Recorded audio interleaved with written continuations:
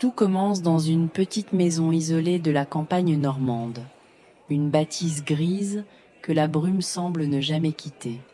La famille qui y vit, les Martin, a un garçon de 6 ans prénommé Arthur. À première vue, Arthur est un enfant comme les autres. Il a les cheveux ébouriffés, des genoux écorchés et un sourire timide. Mais depuis quelques mois, ses parents, Marc et Élise, vivent dans une terreur constante. Ils ont découvert qu'Arthur ne jouait pas avec des amis imaginaires, il parlait avec les morts. Au début, Élise pensait qu'il s'agissait simplement d'une phase enfantine. Elle entendait Arthur chuchoter dans sa chambre avant de s'endormir, riant doucement, comme si quelqu'un lui racontait des blagues. Mais un soir, en passant devant la porte entr'ouverte, elle s'est figée. Arthur n'était pas seul dans sa tête. Il tenait une conversation à sens unique, répondant à des questions que personne ne posait. « Oui, je sais que c'est froid là-dessous », disait-il d'une voix trop sérieuse pour un enfant de son âge. « Ne t'inquiète pas, maman et papa ne t'entendent pas. » Le véritable cauchemar a commencé une semaine plus tard, lors du dîner. La famille était réunie autour de la table. Arthur jouait avec ses carottes quand il s'est soudainement arrêté. Il a levé les yeux vers le fauteuil vide à la tête de la table, le fauteuil du grand-père décédé 2 ans plus tôt. Arthur a souri et a dit « Grand-père dit que tu ne devrais pas ouvrir le coffre-fort demain, papa. Il dit que le code n'est plus le même depuis que tu l'as changé. » Le père a pâli. Personne, absolument personne, ne connaissait ce nouveau code sauf lui. Le sang de Marc s'est gelé dans ses veines.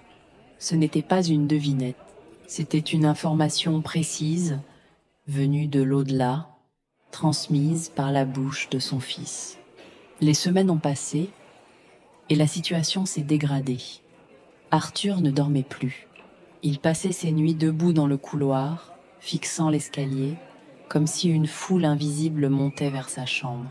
Il a commencé à révéler des secrets honteux du voisinage, des choses que personne n'aurait jamais dû savoir.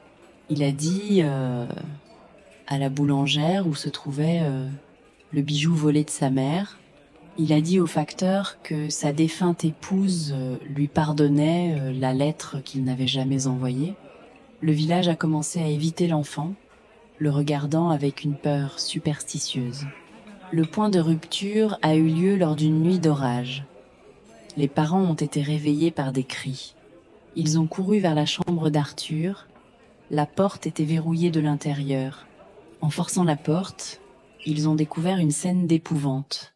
La fenêtre était grande ouverte, la pluie inondait le parquet, et Arthur se tenait sur le rebord, prêt à sauter dans le vide, complètement nu. Il s'est retourné vers ses parents, mais son regard n'était pas le sien. C'était un regard vide, traversant, comme si une entité ancienne regardait à travers ses pupilles. D'une voix qui n'était pas la sienne, une voix grave et caverneuse, il a dit ils sont fatigués d'attendre, ils veulent entrer, je dois leur ouvrir la porte. » Son père s'est précipité pour le saisir, le ramenant de force à l'intérieur. Arthur s'est mis à se débattre avec une force surhumaine, griffant, mordant, hurlant des mots dans une langue que personne ne comprenait. Puis soudainement, il s'est effondré, évanoui. Le lendemain matin, Arthur s'est réveillé. Il semblait normal. Il ne se souvenait de rien. Mais depuis ce jour, il ne parle plus. Il ne répond plus à son nom. Il reste assis des heures entières face au mur, le balancier d'une vieille horloge comme seul compagnon. Les médecins disent qu'il est catatonique, que son esprit s'est éteint pour se protéger. Mais Marc et Élise savent la vérité. Ils savent que quand Arthur est silencieux, c'est pas parce qu'il veut pas parler, c'est parce que les morts ont fini par prendre sa voix.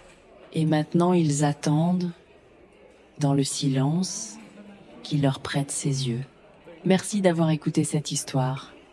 Si les mystères et les légendes vous passionnent, abonnez-vous pour ne rien manquer. À très bientôt.